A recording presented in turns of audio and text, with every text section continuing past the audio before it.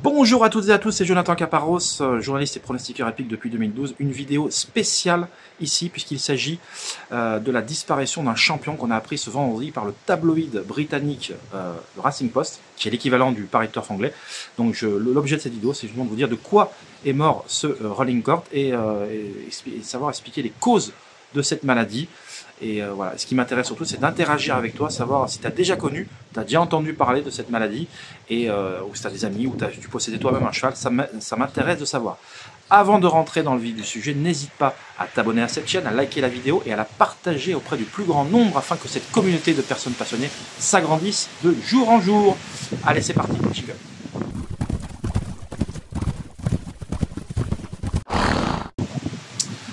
Donc, le champion Rolling Court nous a quitté ce vendredi 29 août. On l'a appris par le Racing Post, qui est l'équivalent du Paris Turf anglais. Et en fait, l'écurie Godolphin, propriété de ce champion, a tout fait pour le sauver. Malheureusement, ils n'ont pas pu réussir. Alors, Rolling Court avait, pour le présenter quand même, gagné les 2000 Guinées Newmarket, qui est une épreuve très prisée là, dans le calendrier britannique. C'est une épreuve réservée aux mâles de 3 ans sur la ligne droite, les 1600 mètres ligne droite de Newmarket. Donc la Newmarket, c'est l'hippodrome où la ligne droite est la plus longue en Europe avec Maison Lafitte. Bon, l'hippodrome Maison Lafitte est pas utilisé pour le moment. Et voilà. Ensuite, il s'est classé 2 fois 3e de groupe 1, donc c'était vraiment un grand champion là-bas. Et je peux vous dire que ça fait beaucoup de jaser. Donc, en fait, eh bien, donc le champion est mort d'une fourbure. Alors, qu'est-ce qu'une fourbure? C'est une inflammation des tissus mous du sabot du cheval qui rend l'os pédieux, instable et qui provoque des douleurs intenses chez l'équidé, chez le cheval. On estime qu'il y a à peu près 10% des équidés qui sont touchés par la fourbure, aussi étonnant que ça puisse paraître, 1 cas sur 10. Donc c'est pas des cas isolés, c'est quand même quelque chose qui existe réellement. Et donc voilà, malheureusement ce Rolling Court a été touché par ça. Alors qu'est-ce qui peut expliquer selon les causes de cette disparition? Eh bien c'est une alimentation riche, par exemple, alors ça c'est la première cause, une alimentation riche en sucre et en amidon. Cas numéro 2, ça peut être également une mauvaise gestion des sabots du cheval, une mauvaise, enfin voilà, ils n'ont pas réussi à comment dirais-je, ils ne sont pas bien suffisamment occupés des sabots du cheval, donc ça peut arriver. Et le cas numéro 3, c'est une charge excessive due à une blessure.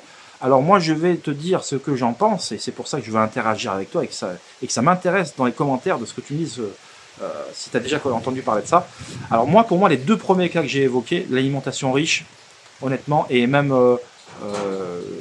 ce qui est, enfin, les hommes là-bas qui sont embauchés par l'écurie Godolphin, qui sont qui sont quand même des hommes très compétents parce qu'ils ont les moyens quand même d'avoir une équipe qui s'occupe très régulièrement des chevaux du matin au soir.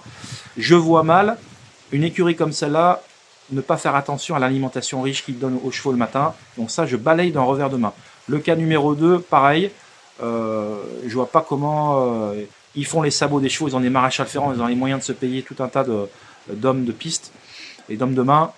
Ça, je balaye d'un revers de main également. En revanche, la blessure due à une charge excessive, je pense, moi personnellement, parce que bien évidemment, on ne sait pas tout, on va pas tout nous dire, mais je pense que après sa 3e place à Sandown début juillet, le 5 juillet exactement, dans un groupe 1, le cheval a pu avoir un pépin physique et que pour essayer de compenser ça, ils ont pu travailler un peu plus fort que d'habitude en vue d'un futur objectif, parce que les objectifs, il en avait jusqu'à la fin de l'année pour ces chevaux-là.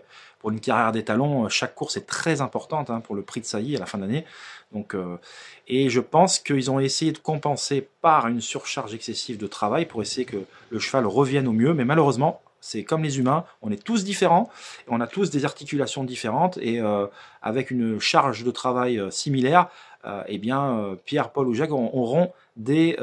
comment dirais-je, vont réagir différemment. Tu as des personnes qui se blessent facilement, tu en as d'autres, il faut en vouloir pour qu'ils se blessent, et on est tous différents en fait. Et je pense que ça, malheureusement, il n'y a pas de solution miracle pour détecter la fragilité des organismes d'un cheval. Et donc voilà, donc moi je pense que réellement c'est le cas pouvant expliquer le décès tragique de ce champion Rolling Court.